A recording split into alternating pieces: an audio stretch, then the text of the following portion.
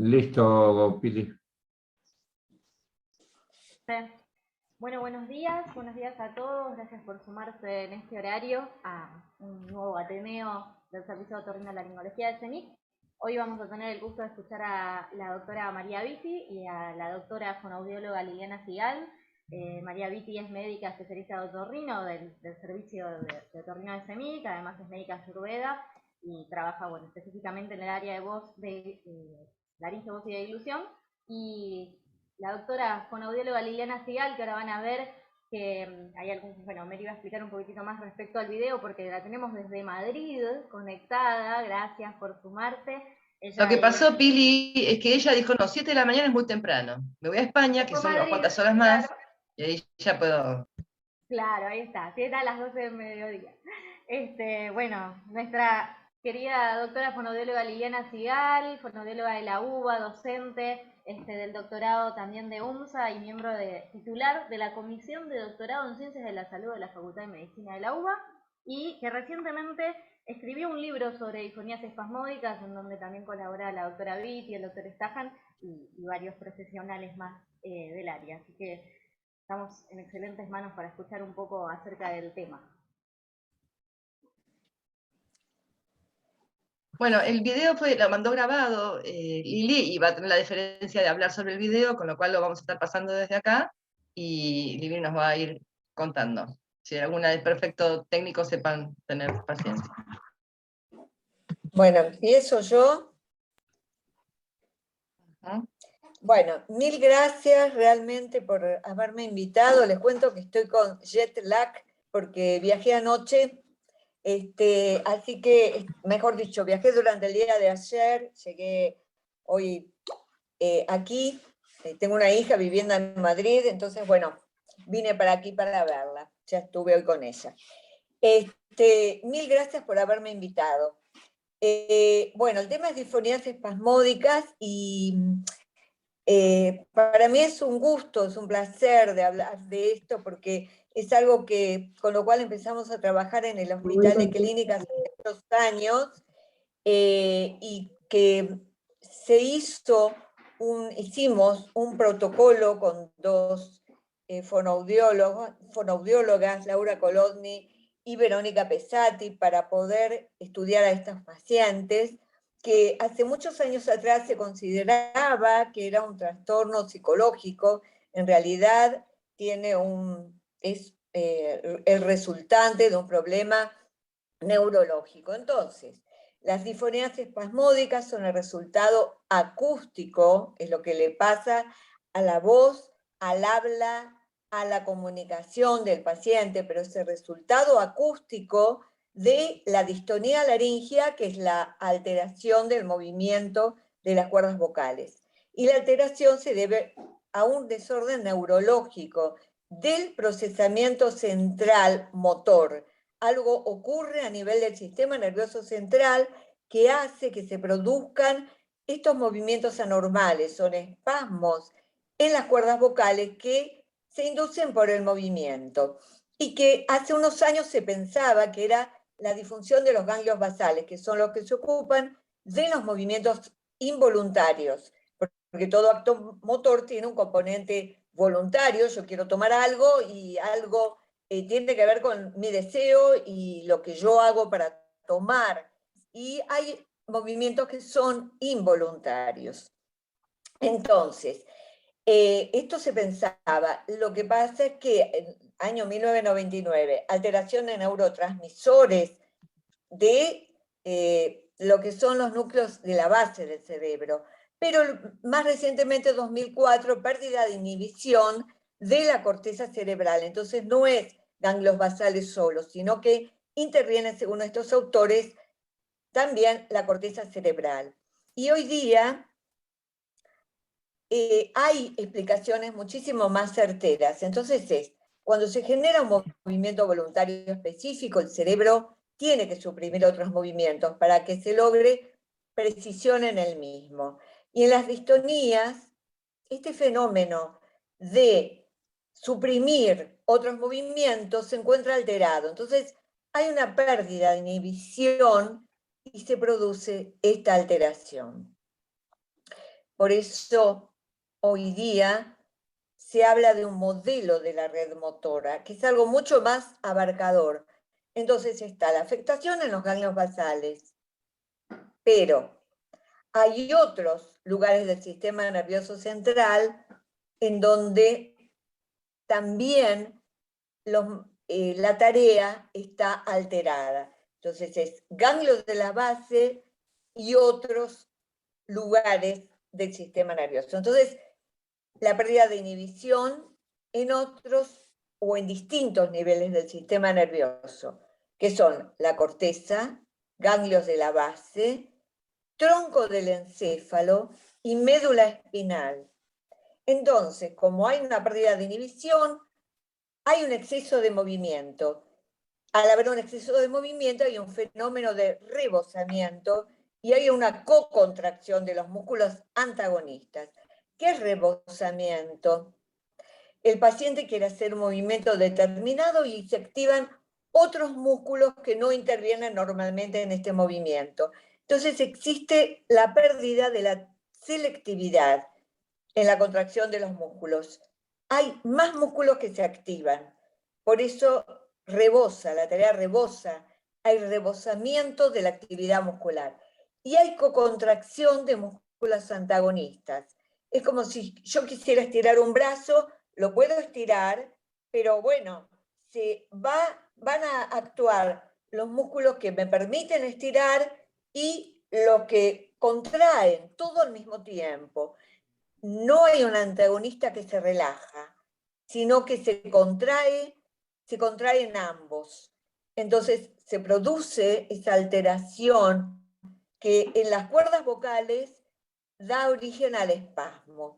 Y fíjense cuáles son las alteraciones fisiopatológicas en las distonías. Acá esta diapositiva lo muestra muy bien. Pérdida de inhibición en distintos niveles. Entonces es intracortical, corteza, hacia abajo ganglios de la base, hacia abajo tronco del encéfalo y por último la médula espinal. Y acá entonces esto redunda en un exceso de movimiento.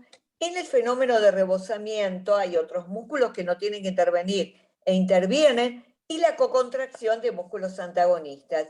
Entonces hay una integración sensoriomotora totalmente alterada. Hay algo que realmente no funciona bien. Fíjense en el año 2007, y ahora vamos no a lo muscular, sino al resultado acústico, polomuscular. Entonces, hay una hiperaducción inadecuada en algunos pacientes, lo que produce una disfonía espasmódica aductora. O hay una abducción, disfonía espasmódica abductora. Y a veces se combinan. Bueno, mi experiencia y en el hospital de clínicas lo que se ha visto, una gran cantidad de pacientes con disfonía espasmódica aductora. A lo largo de todo el tiempo que trabajé con ellos, aproximadamente 10, 12 años, he visto básicamente aductora, esta forma de cierre, el esfuerzo muscular laringio exacerbado. Entonces la calidad de voz tensa, ahogada, quiebres y frecuencia fundamental a veces muy baja porque fricciona la glotis. Ese es el sonido que sale. Y en la abductora hay ensanchamiento de las cuerdas vocales cuando tienen que juntarse, están abiertas y una voz jadeante. Quiere empezar a hablar del paciente, le cuesta unir. Por eso es una calidad de voz que también se interrumpe, pero por lo que cuesta cerrar las cuerdas vocales. En el otro caso, aductora, lo que cuesta abrirlas. Bueno, y muchas veces está el fenómeno de tremor o temblor vocal, que está muchas veces asociado a esa hiperaducción. Mucho más para la hiperaducción que la abducción. Mucho más para la disfonía espasmódica aductora que la abductora. Igual, a lo largo de toda la historia en el hospital yo he visto un caso y ahora, muy recientemente este año, el segundo caso de abductora. Ahora, fíjense, el temblor o tremor aparece, según los autores, en el 30 a 60%. Bueno, de los estudios que yo hice, de las cuales surgió una tesis doctoral con 114 pacientes, aparecieron otras distonías con la focal laringea. Fíjense, temblor cefálico o tortícolis de 114 a 29 pacientes. Elevar las cejas o fruncirlas en 59. Poner dura la boca o tensa mejillos 44. Y piernas, brazo, mano en 36 pacientes. O sea, convive la distonía laringea con distonías en otras partes del cuerpo. Lo que se ve muchísimo es músculos orbiculares. El paciente quiere hablar, eleva las cejas al mismo tiempo, o las frunce, porque le cuesta comenzar a hablar. Eleva las cejas como si le ayudara a empezar una frase, o las frunce, y hay pacientes que aprietan muchísimo los ojos, los cierran, contraen. Y en boca y mejillas muchas veces hay exceso de tensión. El temblor, muchas veces los pacientes están hablando y es como que bajan la cabeza como asintiendo. Esto se ve también mucho. Así que, bueno. ¿Y Acá qué voy a les poner pasa?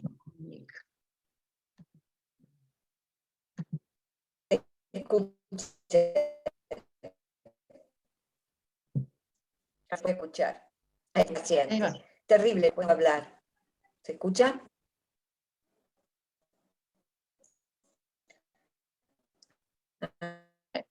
A ver.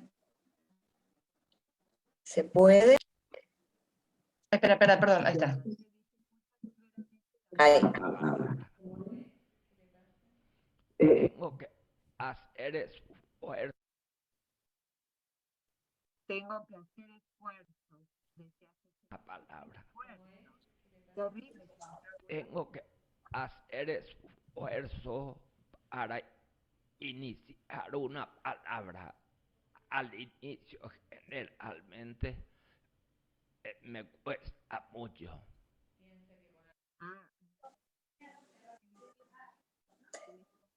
Emisión forzada, con interrupciones, inicio tenso, dificultoso. A ver, María.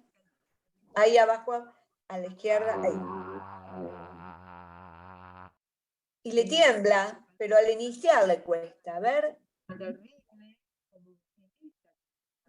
El día es lindo. Acá tampoco está haciendo tanto esfuerzo. Lo que pasa es que cuando el paciente tiene que comunicarse, ahí sí interviene lo psicológico. Aprieta muchísimo más. Fíjense. Bien. Un poquito le quiero con el sonido de la barra, pero un segundito. Tratamiento psicológico, solo el 8%. Bien. Esto quiero contar ahora, que tiene muchísimo, acá podemos sacar el sonido, si se puede, que muchísimos pacientes tienen dificultades. Bancame un cachito que no sé qué pasó, que no puedo parar el video. Probablemente el 50%. Bien. Dejaste de compartir, María. Sí, porque no podía parar el video, lo dejé de ver y no lo podía parar. Perdón un segundito, pero ya voy a estar con ustedes, pero Lili, podés contar algo mientras. Sí, lo que yo estaba diciendo, mientras vos no te quería interrumpir. Mientras, bueno, estos pacientes tienen, la verdad, se sienten muy, muy mal. Se deprimen muchísimo porque tienen muy alterada la comunicación. Entonces, prácticamente el 50% de los mismos presentan problemas anímicos y quizás concurren a terapia un porcentaje muy pequeño. Lo del protocolo tomado en el hospital, aproximadamente el 8% Ahí estoy, concurría a terapia. Ahí estoy. Pido disculpas. Sí, porque Sí. no sé por algún motivo. Ahí va. Ahí vuelvo, voy a volver a compartir, ¿eh? Sí. Comparto pantalla. Bueno, va quedando claro que en la clasificación está la disfonía espasmódica de aducción, de abducción y el temblor. Y acá uno lo puede...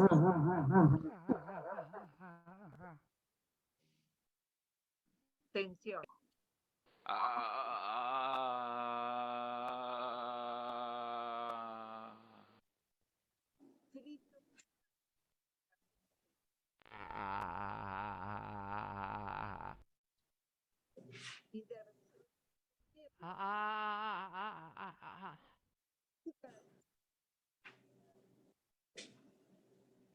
Bien. Entonces, ¿qué encontré en el examen perceptual de 122 sujetos? Sobre 122, 99 mujeres, 23 hombres. Quiere decir que hay una mayor cantidad de mujeres que presentan esta alteración, que presentan la disfonía espasmódica. Y esto está hecho con disfonía espasmódica, con el diagnóstico del laringólogo de aductora. Pero fíjense lo que yo encontré. 73 pacientes de sexo femenino y 16 de masculino con temblor, y luego había otros pacientes que presentaban la tensión inicial Otros hablaban en frito para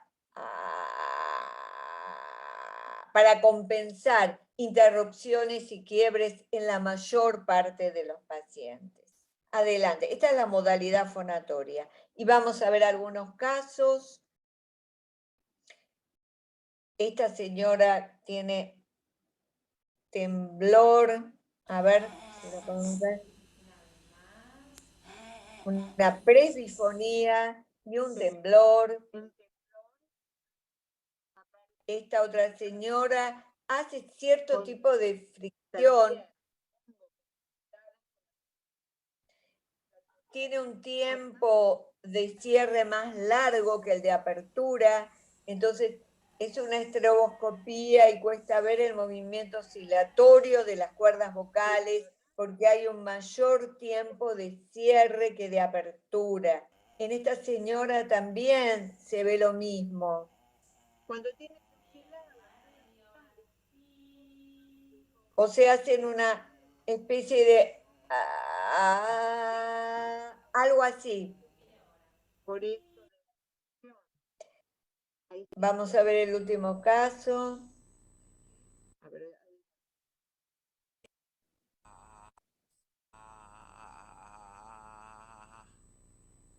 cierra todo. Hay una hiperfunción anteroposterior, cierra apretadamente las cuerdas vocales, no se terminan de ver en el examen, cierra mucho bandas, cuerdas, un cierre anteroposterior. Entonces es muy difícil fonar. Y acá hay una abductora. Tarda en juntar las cuerdas vocales.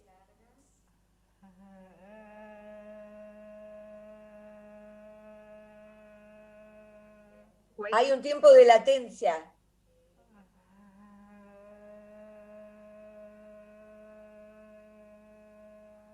Tarda en juntarlas.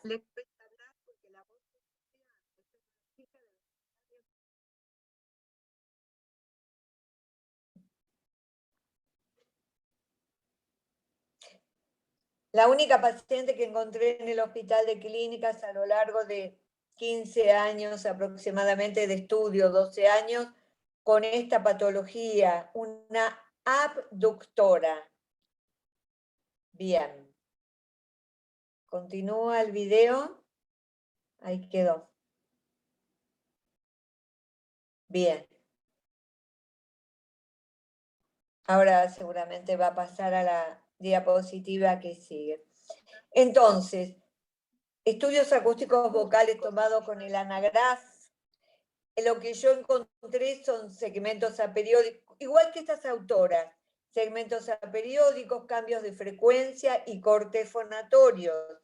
El análisis que hicieron estas autoras son de estas alteraciones, aperiodicidad. Entonces, fíjense un caso en donde hay oscilación de los contornos de frecuencia en la ventana inferior del gráfico y de amplitud, en azul y en rojo, los cambios de frecuencia, y yo medí los cambios de frecuencia, no medí los cambios de amplitud. Este es un trabajo muy lindo que puede hacer cualquiera de las terapeutas vocales que estén escuchando ahora. No está informado, no está hecho sobre los cambios de amplitud. Yo calculé los cambios de frecuencia y fíjense que son importantes.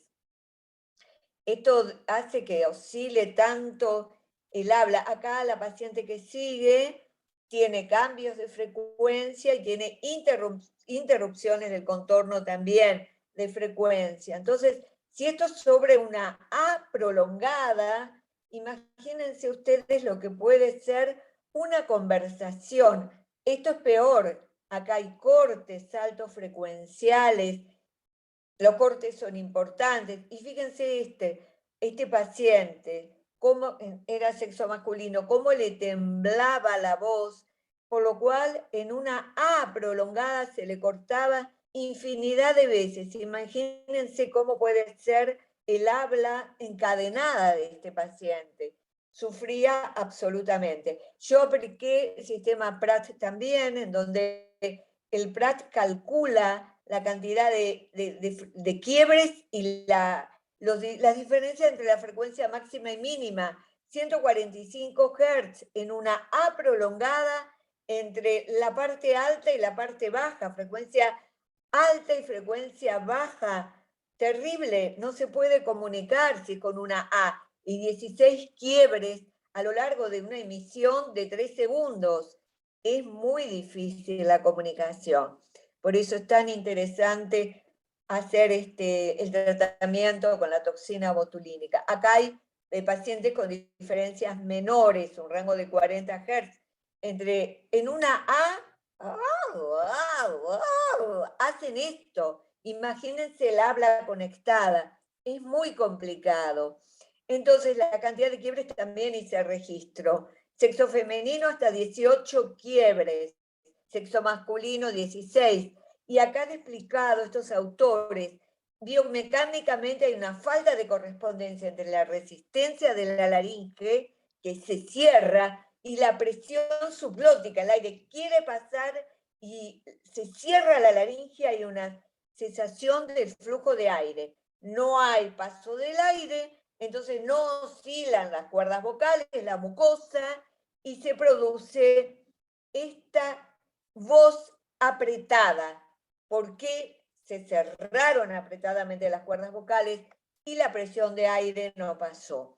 Y por eso es tan importante medir no solamente lo que son los cambios frecuenciales, sino los quiebres. Una disfonía por tensión muscular no presenta tantos quiebres. Una parálisis de cuerdas vocales puede tener aperiodicidad en los resultados, pero no se quiebra. Y esta autora, cuando hay más de 4 quiebres, es una disfonía espasmódica. Yo medí también cuánto duran los quiebres. Disfonía espasmódica, 90 milisegundos en hombres, 84 en mujeres, y sujetos de grupo control, 4 milisegundos. En hombres, 13 milisegundos en mujeres. Quiere decir que los quiebres durante una A prolongada les duran mucho. Imagínense lo que es el habla conectada. O sea, se les quiebra la voz y les joroba la comunicación siempre, porque esos quiebres duran mucho. Y también duran, el habla se lentifica. Estudié 78 pacientes, 61 controles. el lunes, miércoles y viernes, las 3 palabras. Estos pacientes no hacen miércoles, no dicen miércoles, dicen miércoles. Entonces hacen durar más la emisión. Y yo calculé cuánto en los pacientes respecto a los controles. Y luego lo que aparecía en la diapositiva anterior era una latencia. El habla se lentifica porque tienen que empezar, se llama voice onset time o tiempo de inicio fonatorio. En la sostenida se lentificó y también se lentifica en la disfonía espasmódica de aducción, la de abducción, le cuesta empezar, seguro que se lentifica. Yo lo tomé en la de aducción, tarda en iniciar el tiempo fonatorio. Y otra cosa que les pasa es porque les tiembla la lengua o no pueden mantener el maxilar inferior en una posición, se distorsiona la articulación. Entonces, grupo control, todos los puntitos a la izquierda, ¿no? Se ven los puntos negros cerca de un punto medio. Tendría que mantenerse durante toda la emisión. No se mantiene en la disfonía espasmódica. Imposible, se distorsiona la articulación. Ahora, esto es una A prolongada. Imagínense durante toda una frase cómo se distorsiona esa articulación. ¿Por qué se distorsiona? Porque el paciente aprieta para iniciar el habla, aprieta durante el habla y entonces no puede mantener una articulación estable. Acá es en el trabajo ya de la terapéutica vocal. Vamos a ver si se escucha un paciente que le temblaba la voz. A ver El si trabajo se escucha, vocal María que con el temblor es mucho más fácil. Ve que ve que ve. Ve que ve que ve. Ve que ve que ve. Ve que ve que ve. Serie de fonemas, de sílabas emitidos con el teclado. Pa pa pa pa pa. Pa pa pa pa pe. Pa pa pa pa pe. Pa pa pa pa. Aquí está entonces la tercera. Ri. Ri. Ri. Ri. Wi. Wi. Bi. Bi. Estos ejercicios les mejoran muchísimo porque es vocal cerrada, la I, y luego por ahí con la consonante explosiva P o con la R. No hay que olvidarse que estos pacientes les da vergüenza hablar, se callan, y aparte de tener quizás un temblor y la dificultad de comenzar a decir, directamente no lo hacen. Entonces hay que trabajar, estimular.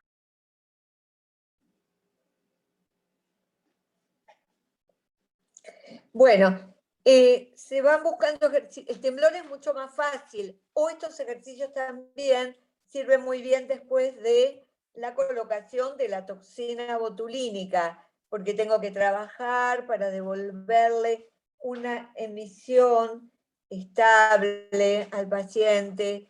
Después de la toxina, trabajar con el teclado les ayuda muchísimo ir a las frecuencias graves, las medias, las agudas, volver a las graves y trabajar desde lo que es la terapia fisiológica, en donde la respiración, la fonación y la resonancia se hacen todas al mismo tiempo. También se puede trabajar con la terapia de fonación en tubos. Y acá una paciente que la atendí de manera virtual entre el año pasado y el año antepasado y el pasado, o sea, 2020, 2021, este año está en control, sexo femenino, disfonía espasmódica de adopción con temblor, utilización del método del acento. ¿Qué significa?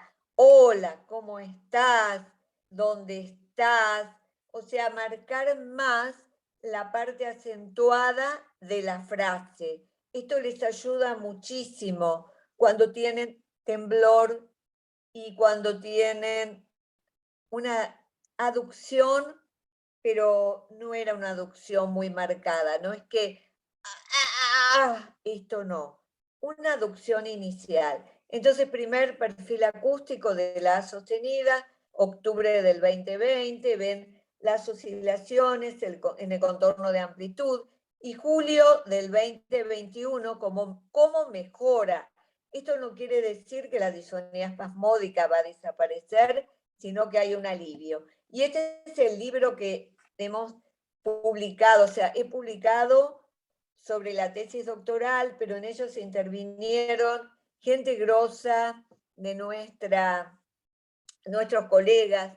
Está María, está Marcelo, y hay otros colegas que han trabajado, como Alicia Lagarriga, que la vi allí en el Zoom, que han colaborado en esta edición. Esta edición se hizo, salió este libro en julio de este año, por la editorial Acadia, donde, bueno, se cuenta un poco todo esto que yo conté hasta ahora, pero aparte sobre lo que es los trastornos de deglución o disfagia, la electroglotografía, cómo es en general la parte fisiológica del paciente, cómo es la terapéutica y la parte psicológica. Bueno, agradezco muchísimo.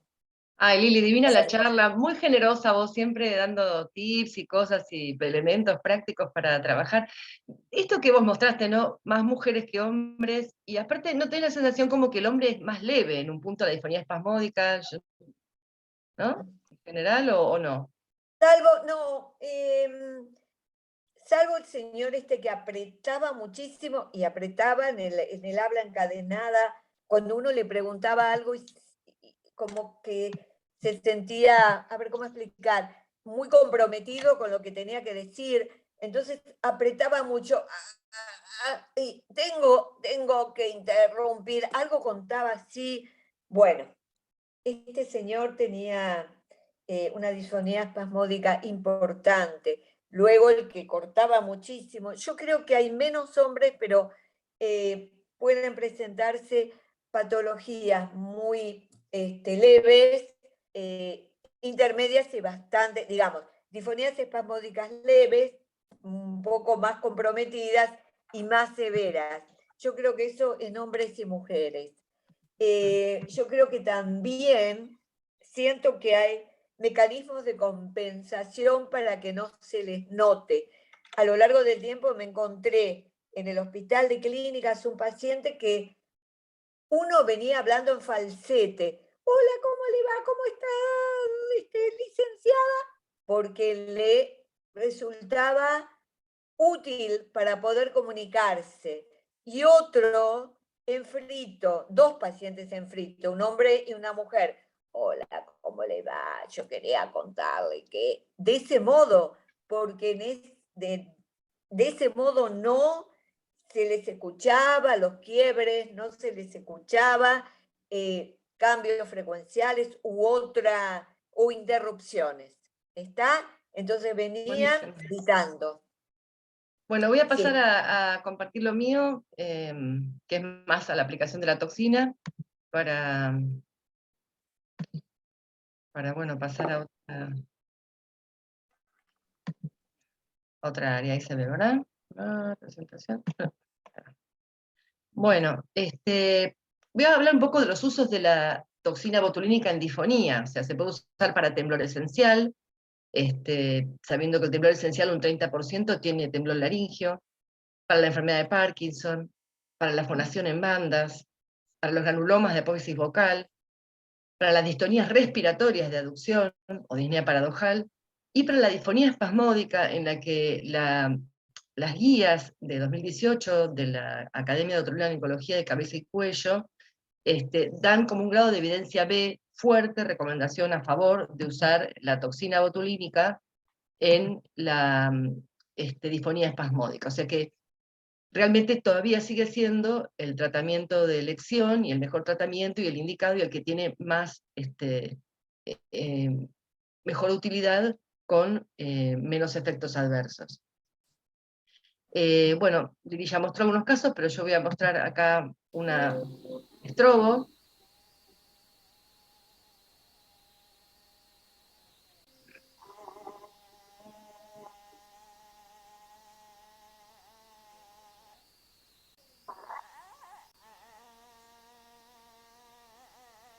Lo que se ve en un aumento de la fase de cierre, ¿no es cierto? Es diferente de una hiperfunción, ¿no? En que uno vería más acción supraglótica, etc. Acá vemos la hiperfunción bien en cuerda, ¿no? Y acá es una fibro, porque ahí podemos ver, bueno, otra cosa, como es la voz hablada, ¿no? Esta chica tiene una mixta, aducción y abducción.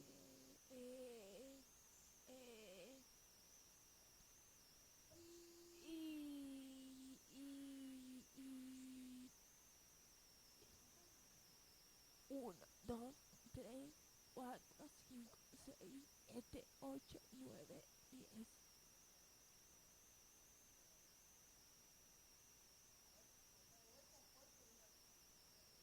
Uno, dos, tres, cuatro, cinco, seis, 7. La E me sale bien. La O, la O, la O, la A. Me cuesta arrancar.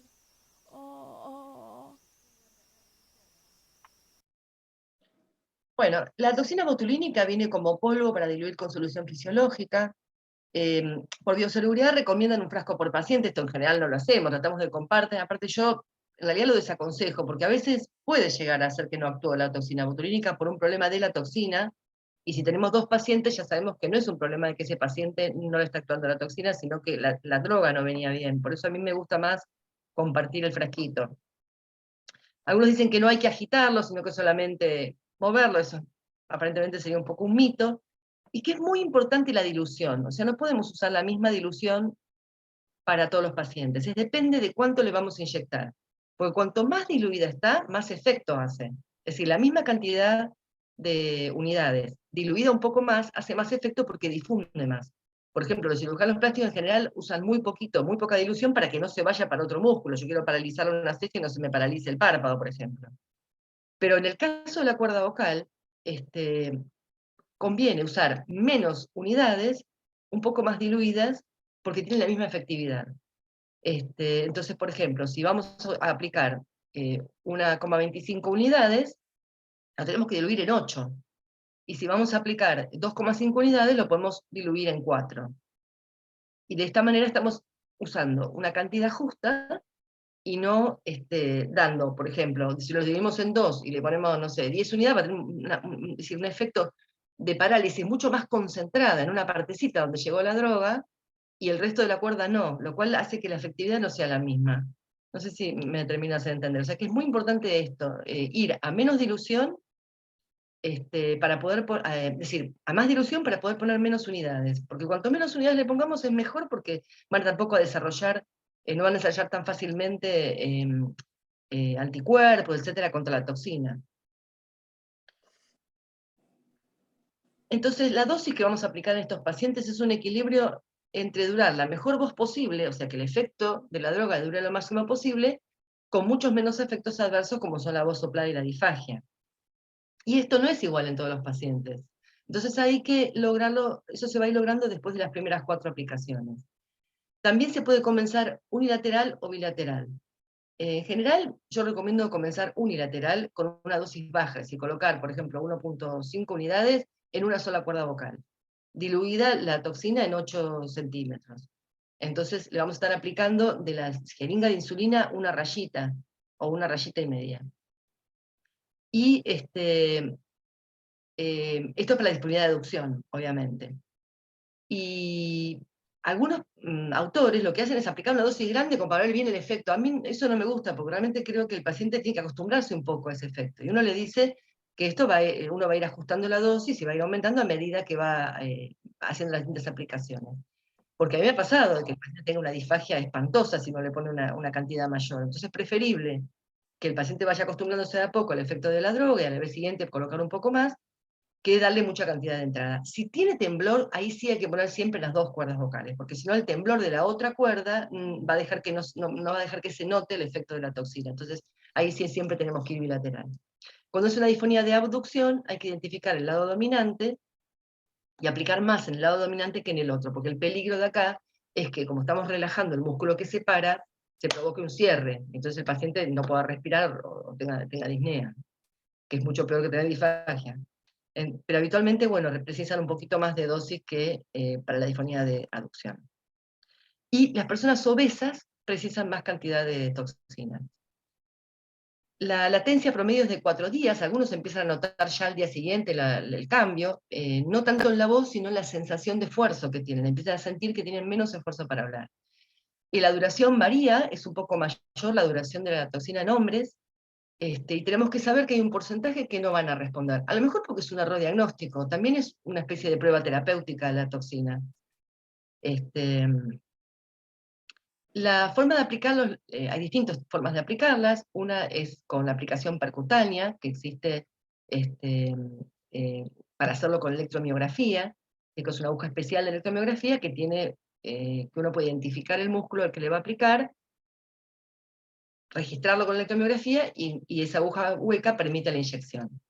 También se puede hacer guiada por rinofibro-laringoscopía, que esa es la que uso yo habitualmente, o sea, le hacemos una fibroscopía al paciente y la aguja entra percutánea.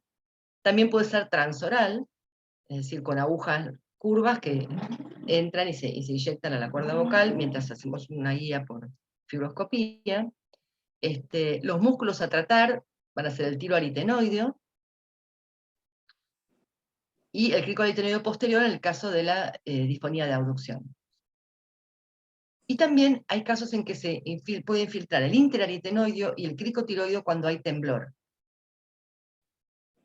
Voy a mostrar acá, esto está hecho con un amboscope, que es un fibro con canal de trabajo. Ahí vemos ese chorro, es el chorro de la silocaína, que anestesia la vía aérea. El paciente se puede hacer en quirófano con anestesia local, o apenas sedado, si es un paciente más tenso, más nervioso. Ahí vamos a ver cómo entra la aguja, la subglotis.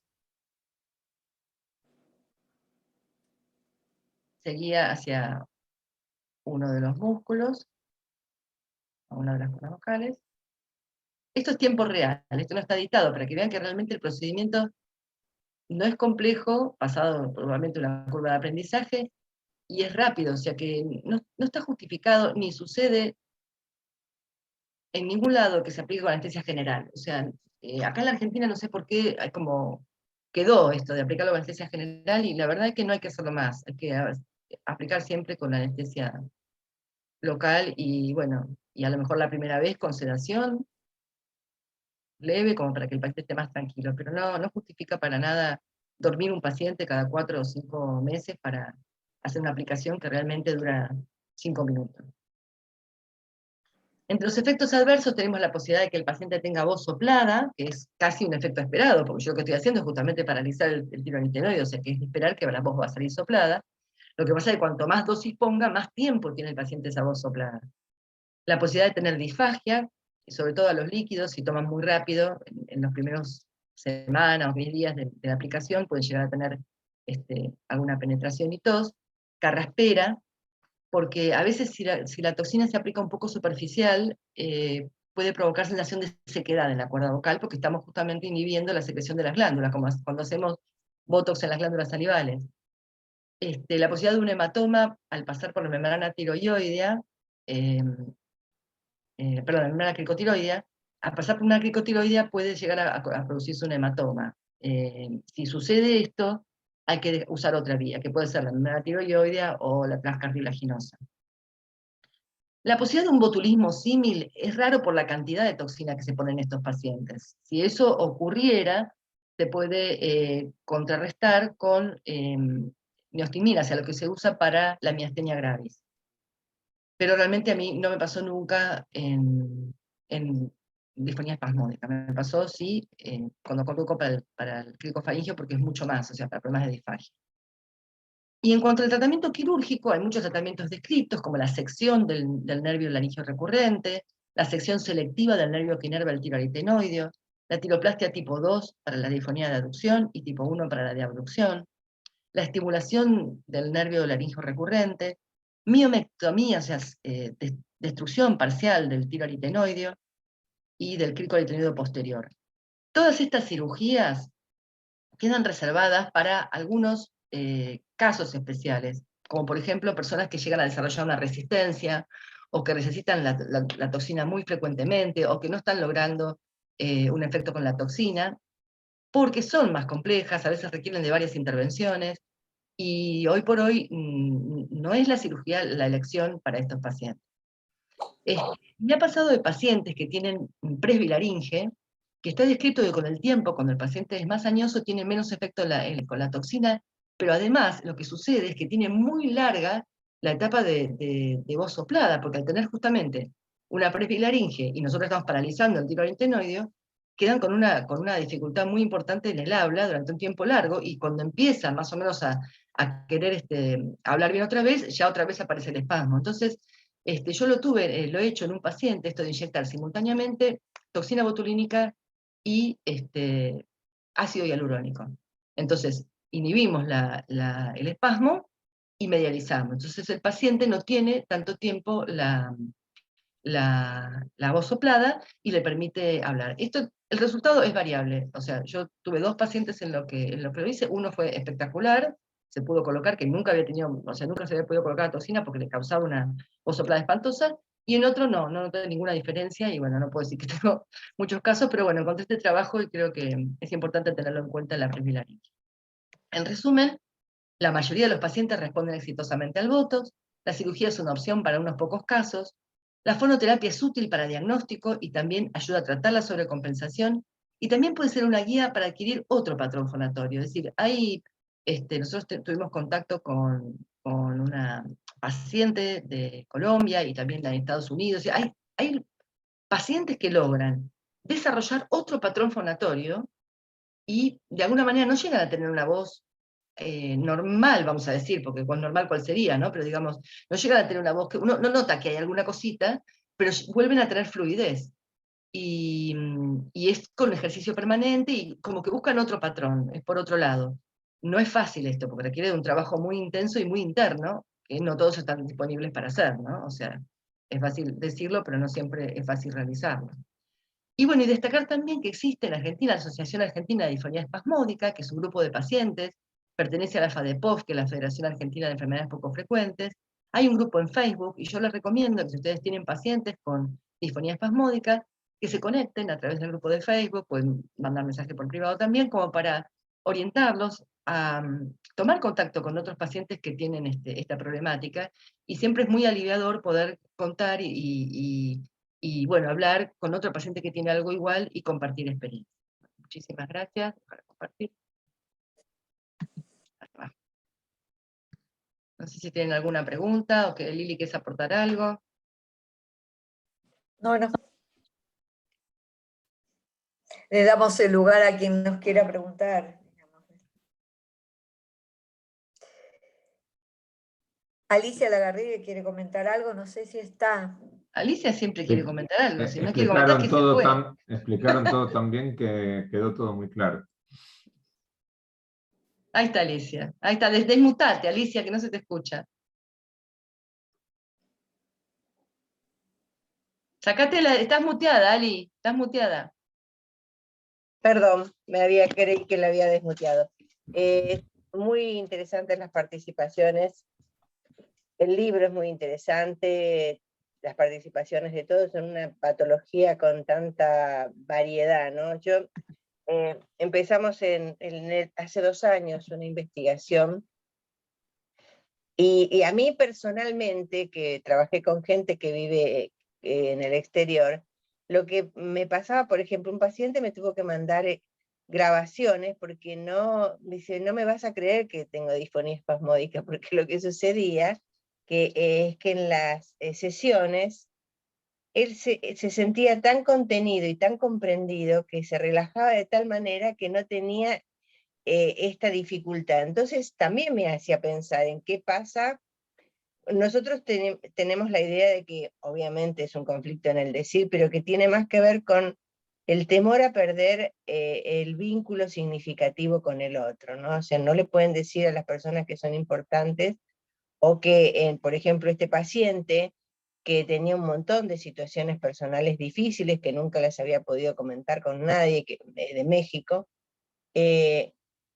empezó a hablar de todas esas situaciones vitales difíciles y empezó a relajarse, y cuando uno escuchaba las grabaciones encontraba el contraste, lo que me hacía pensar en que por lo menos en ese paciente, pero también en otros dos, en las sesiones cambiaba muchísimo el poder hablar de estas cosas que ellos no podían hablar, ¿no? Porque no era que conmigo se sentían cómodos, que además de eso, sino que lo que sucedía es que poder hablar de lo que no podían hablar les generaba un alivio muy grande en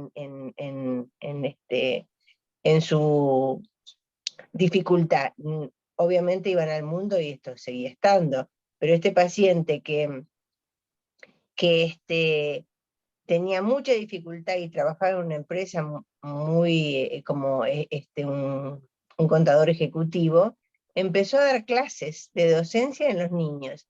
Y fue muy Hay una cosa, interesante. Ale, que en realidad, viste que la disfonía por tensión muscular se parecen muchísimo. A Sí. mí, cuando vos me contás esto, yo digo, eso debe ser una disfonía por tensión muscular, que es muy parecida, porque lo que pasa con estos pacientes es que realmente el día aparecen un día y no se van nunca más. Estén nerviosos, estén felices, estén tristes, estén lo tienen todo el tiempo. Pueden estar peor o mejor. Salvo que hagan todo esto que te digo, hay gente que como que destruye el patrón fonatorio, es como si yo aprendiera a caminar con las manos. Entonces con las manos camino bien, pero con las piernas ya nunca más. Es un patrón fonatorio totalmente diferente que arman aquellos, como vimos en Diana, ¿no? Sí, Pero la verdad que este paciente que yo comento lo vio Liliana, no sé si te acordás, Lili, este paciente de México. No sé si vos lograste hacerle algún tipo de evaluación, porque era una, como vos decís bien, María, era una duda, ¿no? ¿Qué tiene? Porque cuando uno ve un paciente con disfonía espasmódica no tiene ningún tipo de duda. Entonces, esto era un lindo caso para investigar, y me acuerdo que le sugerí que hiciera una consulta con Liliana. Liliana le había dado 2 o 3 indicaciones, que algunas las hizo, otras no, pero bueno, estas son cosas. Él tenía un diagnóstico, como dicen en el libro, que es muy difícil de diagnosticar y que pasaron por un montón de lugares. Él tenía en apariencia un diagnóstico de disfonía espasmódica, pero yo no notaba lo que notaba por ahí en otras situaciones, que es bien claro lo que vos decís, María, ¿no? Entonces, esto también es como...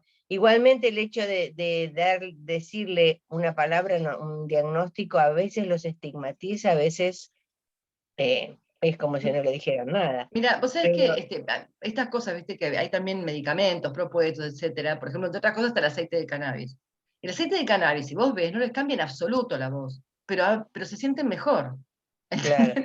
Porque, no sé, se sienten mejor, o sea, les produce algún estado de relajación que, no sé, Tranquilo. como le sacás el componente emocional a la enfermedad, ¿no? Un poco.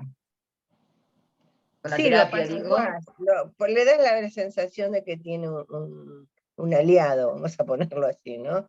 Como si tuviera algo que lo protege internamente, y bueno, entonces se animan un poquito más. Pero es cierto, hay personas que no se les modifica en nada, aunque se sienten mejor. Pero en la fonación, en la calidad de la voz, no tienen mucha diferencia. En lo emocional, en mi experiencia, los pacientes que traté, lo que cambió muchísimo fue su calidad de vida en la relación con los otros. No en relación con la voz. Algunos se aplicaban Botox y era muy claro cuando una paciente, otra mujer, se aplicaba Botox, era otra cosa.